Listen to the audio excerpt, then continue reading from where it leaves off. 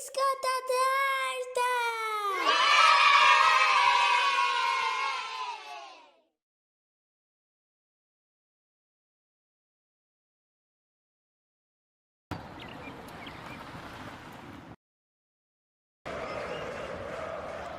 Mëso se si të luash. Goli mrekullueshëm o vëlla im, po përse gjithë ky gëzim, kjo mbetet një lojë në fund të fundit. Ai që arrin të fitojnë gjëra të vogla, fiton dhe në ato të mëdha. Kush ti pas ka thënë këto fjalë të çuditshme? Eksperienca e jetës është ajo që më ka mësuar bebush i vogël. Motoja ime në jetë është të fitoj dhe të fitojnë gjithçka. Por unë jam vëllai yt Jusuf. Ne luajmë së bashku për të kënaqur e për të kaluar kohë të këndshme, dhe jo për të garuar apo për të mërzitur me njëri tjetrin. Mua më pëlqen të fitoj qoftë në kurriz të tjerëve. Unë nuk jam të tjerët, unë jam vëllai yt dhe të dua ty, por me sa vëre nga fjalët e tua, ti nuk don askënd përveç vetes tënde. Oh, çfarë zmadhimi i çuditshëm. Me të vërtetë ishte një gol i mrekullueshëm. Po shkoj të pi lëngun tim. Lëngun, Sara, hajde, shpejto. Jusuf, kërkoj në mënyrën e duhur. E si kërkohet lëngu, Sara? Të dërgoj një telegram apo një shkresë të vulosur. Hajde tani, përgatite lëngun shpejt. Allahu të udhëzoft Jusuf.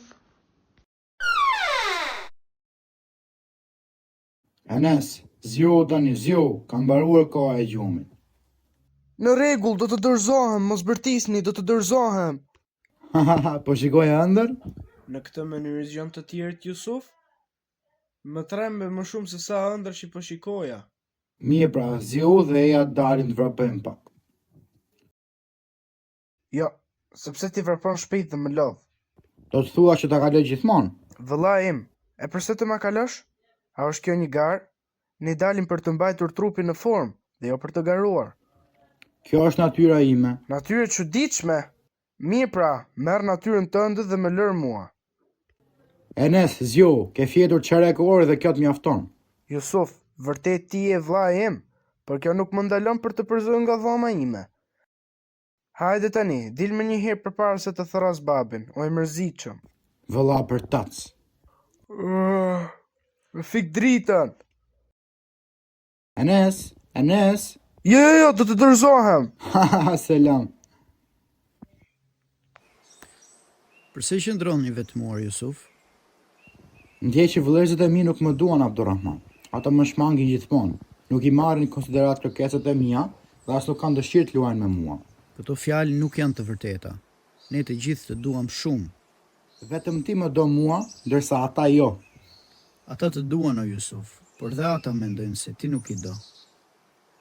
Përse mendojnë kështu? Sepse temperamenti yt është i ashpër dhe nuk ja shpreh dashurinë vëllazërore. Pse a duhet që t'ja shpreh? Po sigurisht, shpreha dashurinë dhe do të shikosh se si do të ndryshojë sjellja e tyre kundrejt teje. E përse ti je i sigurt që të funksionojë kështu? Sepse profeti paqja dhe bekimet e Zotit qofshin mbi të, bënte të njëjtën gjë. Ja shprehte dashurinë atyre që i donte dhe bënte dua, lutje për to. Atëherë më trego hadithin sepse ti nuk flet nga mendja jote. Në rregull. Nga Bera ibn Azib, Allahu qoftë i kënaqur me të, transmeton se profeti paqja dhe bekimet e Zotit qofshin mbi të, ka thënë për Hasan ibn Ali: "O Allah, unë e dua atë, prandaj duaje edhe ti dhe duaje ata që e duan atë." Allahu ta shpërblef me të mira vëllai. Ku po shkon? Po shkoj t'ja tregoj dashurinë në mënyrën time. Ku e morë vesh se unë duhet të marr pjesë në këtë udhëtim? Të dëgjova ku po bizedoje me babin, ma e shumë dëshirë dhe mendova se bëhe fjalë për këtë udhëtim. E prandaj e pronotova për ty vëllaçko. Të dua shumë vëllai im, ti je i madh. Dëgjova nga mami se sot i ese mur, e prandaj të përgatita lëngun tonë të preferuar me duart e mia. Shpresoj të pëlqej. Sa e çuditshme, a jeti Jusufi vllai im që njohur? Po, për në një version më të mirë. Zoti të shpërbleft me të mira vllai im. Kam blerë për ty këpucë të reja. Kam vënë re se këpucët e tua të vetra sportive kanë filluar të pengojnë lëvizjet e tua. Allah të shpërblet më të mirë vllai im. Kjo po që është një surprizë. A i ke parë Jusufin o Abdurrahman? Jo, ndoshta është në kopësht. Tha se do të shkonte për të mbjellur një pemë të re. Hajde pra, shkojmë të luajmë me Jusufin ton të dashur. Jusufi i dashur?